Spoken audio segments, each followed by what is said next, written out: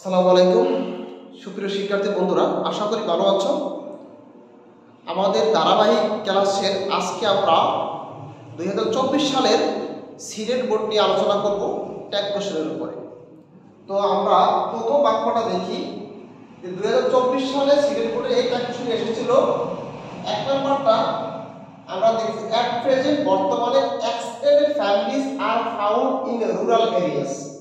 এই বাক্যটাতে আমাদের auxiliary verb হিসেবে রয়েছে আর।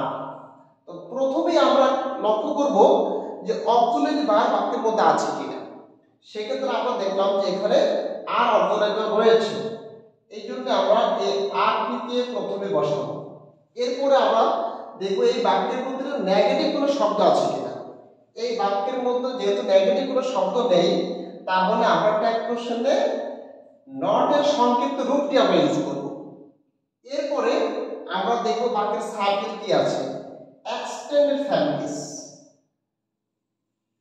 বড় পরিবার বা সম্প্রসারিত পরিবার গুলো। তাহলে এখানে এক্সটেন্ডেড ফ্যামিলিজ, এই ফ্যামিলিজ শব্দটা হচ্ছে প্লুরাল শব্দ, একাধিক ফ্যামিলিকে বোঝাচ্ছে, অনেকগুলো ফ্যামিলিকে বোঝাচ্ছে। এই জন্য আমরা যদি একাধিক হয় এটা থার্ড পারসন প্লুরাল, আমরা এখানে প্রোনাউন হিসেবে ইউজ করব দে। তাহলে extended families are found in rural areas, এই বাক্যের ট্যাগ কোশ্চেন হবে আর দে। এরপরে আমরা যাব দ্বিতীয় বি নাম্বার কোশ্চেনটাতে যাব আমরা। There are many members in extended families, সম্প্রসারিত বা বৃহৎ পরিবারে অনেক সদস্য থাকে। তাহলে আমরা এখানে লক্ষ্য করব যে অক্সিলারি ভার্ব হচ্ছে এইটা। তো এখানে আর ই রয়েছে, আমরা অনেক সময় দেখব যে একটা অ্যাপোস্ট্রফি এস দিবে, এটা দ্বারা অনেক সময় হ্যাজ বোঝায়, অনেক সময় ই বোঝায়। আবার এখানে যদি এখানে আমরা অ্যাপোস্ট্রফি দিয়ে আর ই থাকে, তাহলে এটা দ্বারা আমরা বলবো এই আর কে। তো আমরা এখানে এই সংক্ষিপ্ত রূপগুলো নিয়ে আমরা আলোচনা করব যে আসলে ভার্বের যে সংক্ষিপ্ত রূপগুলা বিলুপ্ত করে, একটি বর্ণ বিলুপ্ত করে ভার্বটাকে বোঝানো হয়, সেই শব্দের মধ্যে সেই শব্দকে নিয়ে আমরা আলোচনা করব। তো আজকে আমরা দেখতেছি এখানে অ্যাপোস্ট্রফি আর, এখানে হচ্ছে এটা হচ্ছে এ আর ই আর। তাহলে আমরা এখানে আর দিব। বাক্যটির মধ্যে যেহেতু কোনো নেগেটিভ শব্দ নেই, তাহলে আমরা এখানে নট ইউজ করব, নটের সংক্ষিপ্ত রূপ।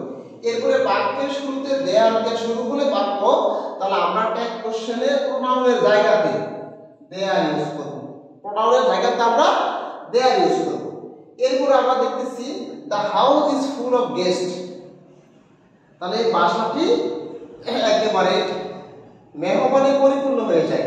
তাহলে এখানে অক্সিলারি ভার্ব হিসেবে আছে ইজ, যদিও এটা এখানে মেইন ভার্বে কাজ করেছে।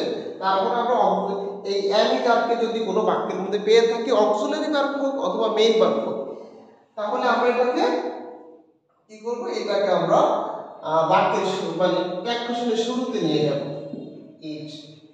এখানেও আরটি, এখানে অক্সিলারি ভার্ব, এখানে আর হচ্ছে মেইন ভার্ব হিসেবে কাজ করছে। আমরা জানি যে একটি বাক্যের মধ্যে যদি একটি ভার্ব থাকে তাহলে সেটা মেইন ভার্ব, সেখানে এম ইজ আর থাকতে পারে, হ্যাভ এস থাকতে পারে, অথবা অন্য মেইন ভার্ব থাকতে পারে। তো আমরা এখানে ইজ নিয়ে নেব, এবং বাক্যটির মধ্যে নট না থাকার কারণে আমরা নটের সংক্ষিপ্ত রূপ ইউজ করব। সাবজেক্ট এখানে আছে দা হাউস, একটি বাড়ি বা গৃহ। এখানে আমরা এটা থার্ড পারসন সিঙ্গুলার নাম্বার হওয়ার কারণে বাড়ির প্রোনাউন হিসেবে আমরা এখানে ইট ইউজ করব। এরপরে আমরা যাব ডি নম্বরে। এখানে ভার্ব হচ্ছে বিকামস। তো আমরা দেখেছি যে এই বিকামস এর সাথে একটা এস রয়েছে।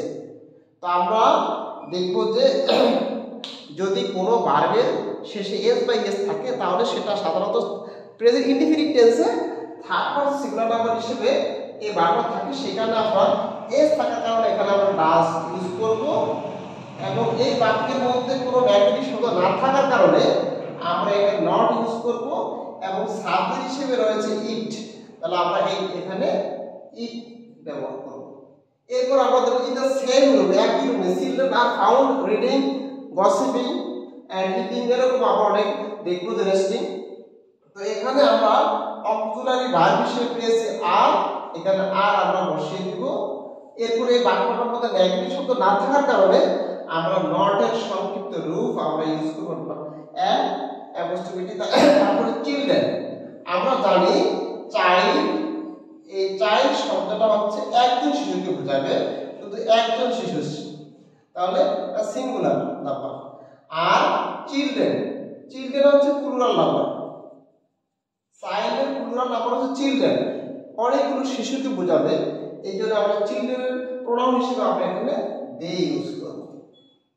তো সুপ্রিয় শিক্ষার্থী বন্ধুরা, আশা করি তোমরা ভালো আছো এবং তোমাদের এই ধারাবাহিক ক্লাসগুলো তোমরা যদি নিয়মিত করো তাহলে, এবং কোনো সমস্যা যদি তোমরা কোনোটা ফেস করো তাহলে সেটা আমাদের কমেন্ট বক্সে জানিয়ে দিবে, তাহলে তোমাদের সমস্যাগুলো নিয়ে আমরা আবার পরবর্তী ক্লাসে সমস্যার সমাধান নিয়ে আমরা হাজির হব।